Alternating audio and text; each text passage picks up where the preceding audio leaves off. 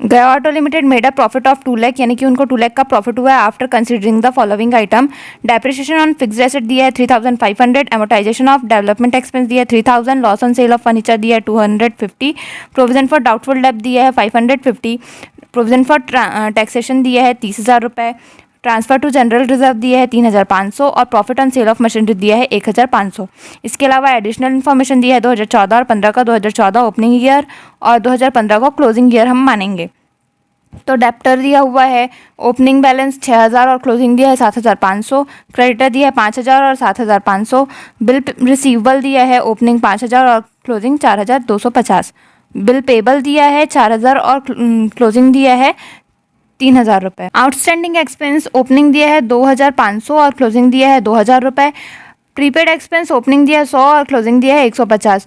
तो you are required to ascertain the amount of cash from operation, यानी कि हमको cash flow from operating activity calculate करना है। तो इसका calculation, cash flow statement for year ended 2021, profit दिया हुआ था 2 लाख रुपए, ट्रांसफर टू रिजर्व इसको हम प्लस करेंगे 3,500, प्रोविजन फॉर टैक्स जो था 30,000 रुपये, तीनों को प्लस कर देंगे तो प्रॉफिट बिफोर टैक्स आ जाएगा 2,33,500। इसमें हम ऐड करेंगे नॉन कैश और नॉन ऑपरेटिंग एक्सपेंस, जिसमें डेप्रिसिएशन ऑन फिक्स्ड एसेट था 3,500, एमोटाइजेशन दिया हुआ था डेवलपमेंट एक्सपेंस पे 3,000 रुपये का, loss on sale of furniture था 250, प्रोविजन फॉर डाउटफुल डेब्ट था 550। जब इसको चारों को प्लस करेंगे तो हमारा आ जाएगा 7,300। इसमें माइनस करेंगे नॉन कैश और नॉन ऑपरेटिंग इनकम को, जो था profit on sale of machine, सिर्फ यही था 1,500 रुपये का, तो 1,500 यहाँ पे अपन माइनस करेंगे। तो प्रॉफिट बिफोर टैक्स में से 2,33,500 में प्लस करेंगे 7,300 और माइनस करेंगे 1,500 को, तो आ जाएगा 2,39,300 जो होगा operating profit before working capital change. इसमें हम माइनस करते हैं इंक्रीज इन डेप्टर, तो डेप्टर का ओपनिंग बैलेंस और क्लोजिंग बैलेंस दोनों का जो डिफरेंस होगा वो है 1,500, तो उसको अपन माइनस में लिखेंगे। क्रेडिटर, क्योंकि ये करंट लाइबिलिटी है और करंट लाइबिलिटी अगर इंक्रीज होता है तो उसको प्लस करते हैं, इसलिए हम दोनों क्रेडिटर के डिफरेंस को लिखेंगे 2,500, ये प्लस में आएगा। बिल रिसीवेबल, ये क्योंकि करंट एसेट है और ये जब डिक्रीज़ होता है तो उसको प्लस करते हैं, तो 750 रुपये को प्लस में लिखेंगे। फिर बिल पेबल, ये करंट लाइबिलिटी है, जब ये डिक्रीज़ होता है तो इसको अपन माइनस करते हैं लाइबिलिटी को, तो 1,000 रुपये को माइनस में लिखेंगे। आउटस्टैंडिंग एक्सपेंस, क्योंकि ये करंट लाइबिलिटी है तो ये डिक्रीज़ हो रहा है तो इसको अपन माइनस करेंगे 500 रुपये, आउटस्टैंडिंग के ओपनिंग और क्लोजिंग का डिफरेंस है। अब प्रीपेड एक्सपेंस, क्योंकि ये हमारा इनकम है और जब वो इंक्रीज़ होता है तो अपन माइनस करते हैं, तो प्रीपेड एक्सपेंस का ओपनिंग और क्लोजिंग का डिफरेंस था 50 रुपये, तो इसको अपन माइनस करेंगे। जब इसको पूरा प्लस माइनस अपन कर लेंगे तो यहाँ पे आ जाएगा 200 रुपये। अब हम operating profit before working capital change में प्लस करेंगे 200 रुपये, तो यहाँ पे हमारा cash flow from operating activity आ जाएगा 2,39,500, जो हमारा आंसर होगा। क्वेश्चन नंबर 6, कैश बुक दिया है एसके लिमिटेड का और कैश फ्लो स्टेटमेंट कैलकुलेट करने को कहा गया है 31 मार्च 2015 का।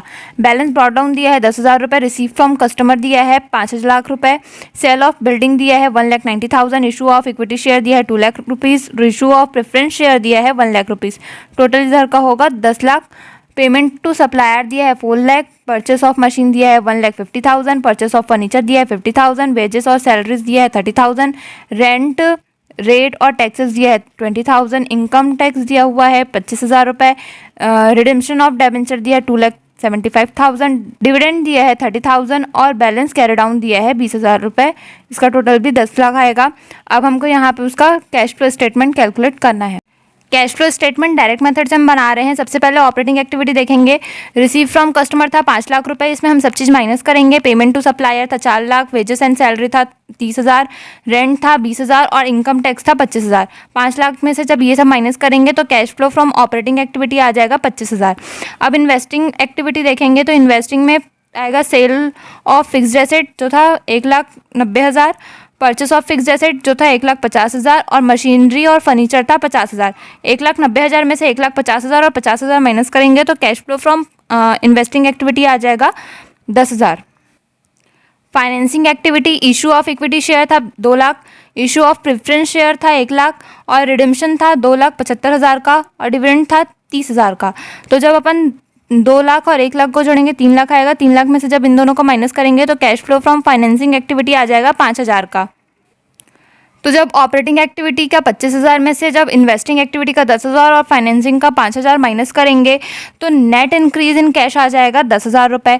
इसमें हम प्लस करेंगे बैलेंस ब्रॉड डाउन 10,000 रुपये, तो यहाँ पे बैलेंस कैरी डाउन का आंसर आ जाएगा 20,000, यानी कि हमारा जो आंसर है वो सही है।